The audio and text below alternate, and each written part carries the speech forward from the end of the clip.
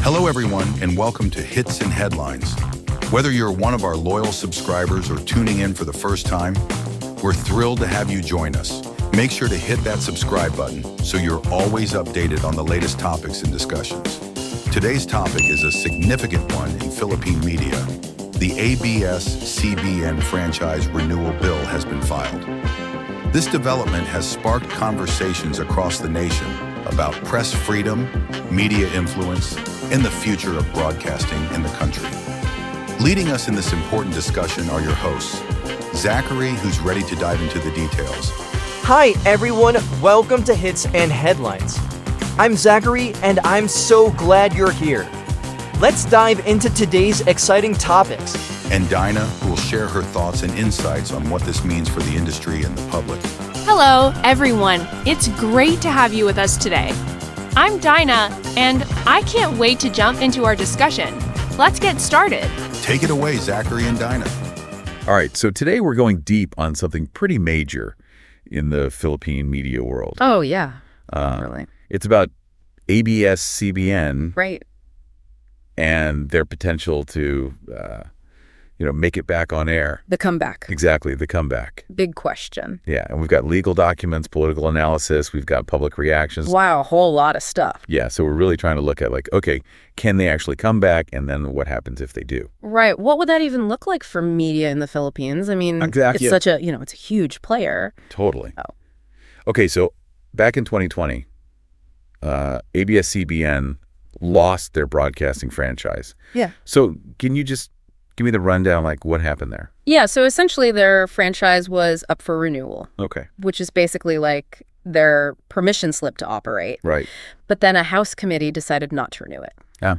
And you can imagine that caused a lot of controversy. I bet. There were so many allegations going around about potential violations. Like what? Oh, you name it. Ownership regulations, tax payments, even political bias in their reporting. So it wasn't one specific thing. It was just It was a whole bunch of stuff. a laundry list. Yeah. Wow. And of course, the public debate was just, Heated? oh yeah, people on both sides with strong opinions, Right.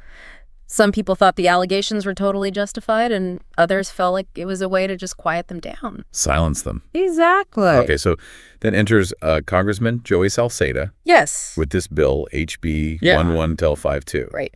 And this is the one that's basically trying to give ABS-CBN a new franchise, like a do-over. A second chance. Yeah. Yeah, exactly. And Salceda's argument is that at least some of these big allegations, Okay. specifically about ownership and taxes, haven't really been proven. Oh, really? He points to statements from the SEC. The Securities and Exchange Commission? Yes. And the Bureau of Internal Revenue saying they didn't find anything wrong. Interesting. So he's like, look, they've been cleared. Let's think again Right. about this whole thing. So there are people trying to get them back on air, It seems that way. but then there's that technical working group, the TWG, Uh-huh. and they have some different findings. Yeah, the TWG really went in on this renewal application. Okay. And they had their own list of alleged violations. Like what? Well, things like the former chairman having dual citizenship, which apparently breaks the rules. Huh.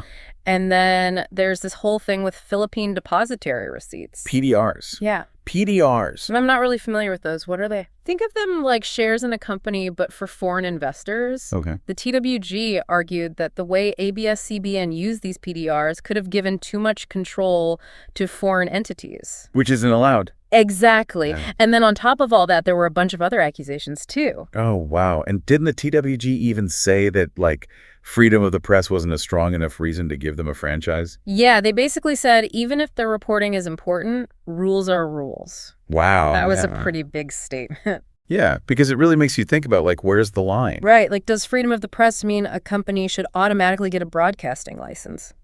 And the TWG is saying, It seems like they're saying no. wow.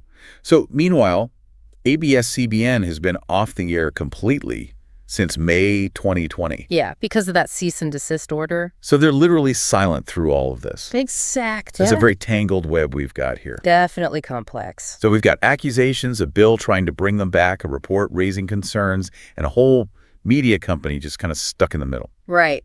It's a lot. Yeah. So for anyone who's trying to understand this, what's the bottom line?